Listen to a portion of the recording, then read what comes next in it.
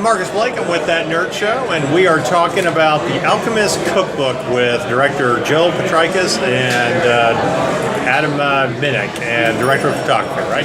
Okay. So let's dive in. Let's talk about your your film here. Of course, being with That Nerd Show, we're always intrigued when we hear words alchemist because we're nerds and we love magic and stuff. But what inspired you to write and direct this? I don't even know, man. I don't think there's enough movies about alchemy. It started off as a movie about a doppelganger, and then started to write its own thing. So I just kind of went with it. But I just think when you think of alchemists, you think of old white men with long white beards, hunched over.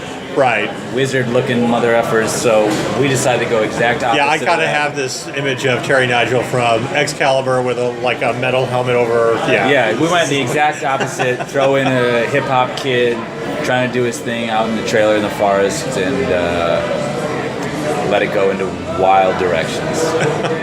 Okay. So basically, I mean, you want to do something about alchemy because there's not enough out there, or I mean, is there something about? I think alchemy is a real thing that can exist, and nobody's tapping into that. NASA should be looking at alchemy. Apple should be looking at alchemy. IBM. You can turn lead into gold. It's short. You can get so close. These dudes making apps, watching your cats play with other cats. Dude, focus your attention on what's real. Turn lead into gold. You can get so close. It's crazy to me. The people aren't still really actively doing that. We don't have institutions devoted solely to turning lead into gold because it can totally happen. You know what? I feel like CBS should completely scrap the reboot of MacGyver and just have an alchemy show. I mean, if we're going to talk about CBS should scrap everything and just devote their time to turning lead into gold. They could be zillionaires. Advertising money, what a waste. Your main character, what kind of drives him to, kind of get away from society? Is it about the alchemy, or is there something that's driving him to go out in the woods and just get away from everything? Have you seen the film? We have not. Because it is right at the first 5 minutes. It's a trip, man. He's a kid who kind of lives in, the hood of Michigan, and there's a big explosion in his hometown, and he kind of doesn't know what direction to go. Does he stay and help his family and friends? Does he just desert everybody? And that kind of explosion really sets the stage of where he's going to go. And we get a lot of kind of weird flashbacks to him thinking about when he's a kid, thinking about reading Walden's Pond by Henry David Thoreau. And so he eventually just kind of gets on I don't want to give away too much for the people who haven't seen it, but he gets on kind of we'll just say a small raft, and he just goes for it, and he ends up 3 days later out in the woods at this weird cabin, and he's got delusions of fortune and gold and everlasting life, and the voices tell him, this is what you have to do, my man. How do you, talking about cinematography, I mean, how do you find the perfect location, with woods and a cabin? I mean, is there something that you look for, or is it just, hey, here's a cabin in the woods? And what do you think? I mean, we dug deep, man. We searched, I think we were looking at LA first, and then New York. Yeah, LA was garbage. Mm-hmm. Yeah, there's not really a whole lot of woods there. Well, we have the mountainous regions that have the woods, right? So we looked there first, and then I don't know. We just kind of brought it back to. Well, we had a co-production fund for a place in Peru that really wanted to bring the production there, and they sent us all these scouting pictures, and it was cool. They were really cool, and they were going to put up a lot of the budget, but it had more of a tropical feel, and in my head, I'm kind of mostly inspired by Texas Chainsaw Massacre Part 3, 3D, and that really has kind of a dead leaves feeling, and the leaves just do not die in the tropics. So we decided we had to scrap the co-production fund and basically just do it, look around where you're at, we ended up finding a great spot in kind of right outside of central Detroit that had this kind of abandoned forest, and it was perfect for what we were doing, and it worked out well.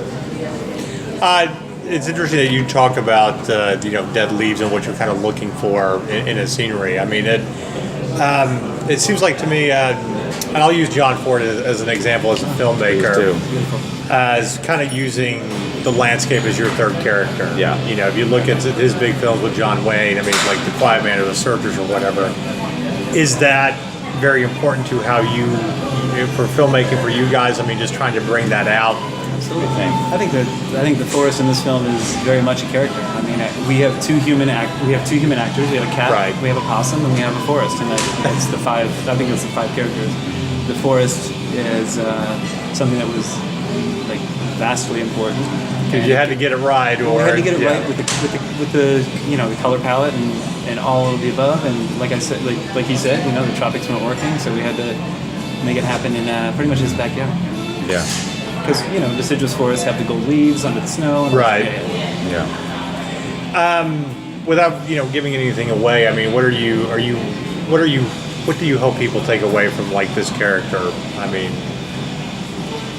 I just want them to see, like, in my head, it was like I pictured him as the fifth member of NWA, and I want, like, the angry kid who couldn't join the band. And there's a scene, it's not a spoiler because it's early on, where he's kind of erecting kind of a laser beam thing, but it's very unclear.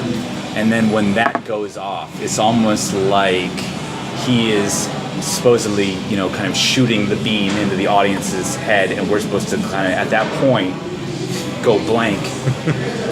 And it's like almost like Men in Black, where it's like zaps your memory, and now we want you, the audience, to start over from scratch. And so I kind of want you to just be in his head, and we let the camera just sit there with him and feel things and experience the world through him. Right after that, I mean, when you see it, it's right at the screen. Almost like a restart.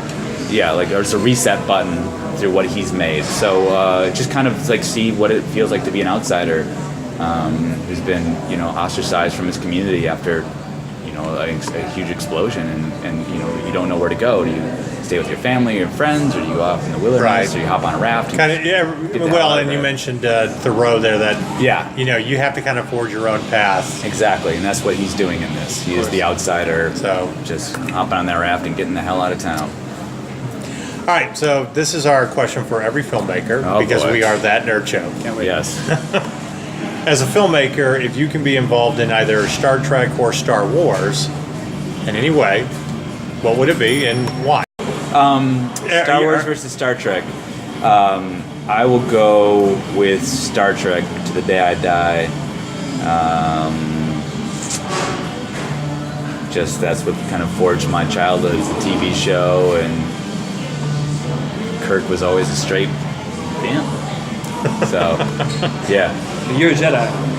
I'm not trying to influence you guys at all. I think it's a great idea. No, I mean, we are definitely for both. I think most of us are Star Wars fans, but we definitely love, Star Trek. And we've been doing a lot about the 50th anniversary and this stuff. So, but, it's Star Wars. It's like The Force Awakens kind of reclaimed our childhood and made us love Star Wars again. So do you think that Boba Fett was actually a time-traveling bounty hunter, or is that just a figment of Kevin Smith's imagination? You know what? There's no telling, but I would watch that movie. Did he survive the Sarlacc pit? Well, it depends. That's What a real story, man. expanded universe are we looking at? Are we looking at old expanded universe? Because when he goes in there, 10 seconds later, the Sarlacc burps. As an indication that suddenly he's already digested this person. Right. And digestion doesn't work that way. It would take probably a couple hours for him to finally belch, or even 30 minutes. Right. So the fact that the Sarlacc burps immediately after Boba Fett falls in says to me that is a burp from some other skiff or some other bounty hunter or one of Jabba's guards, and not actually Boba Fett. So I find it hard to believe that burp indicates the fact that now Boba Fett is dead and gone. I'm waiting to see what Disney will do with the new canon. Obviously, Boba Fett's important if they're going to make some standalone movie. That's the idea. But I like the idea that he survived, that he could still be around. Because I like Boba Fett. Of course. Well, when you see the Alchemist Cookbook, give us a call because there are 2 huge Star Trek references that you may or may not catch on to. So if you do, If we don't catch on to it, then we have failed at our job. Oh, okay. There's 2. One in the 35, 36 minute mark. Well, and I don't want to say the other one. Remember it. Don't tell Yeah, them. you can't spoil it for us. you We gotta. find I think it's pretty obvious if you're a real, We real have to fanboy. check this film out. Yeah.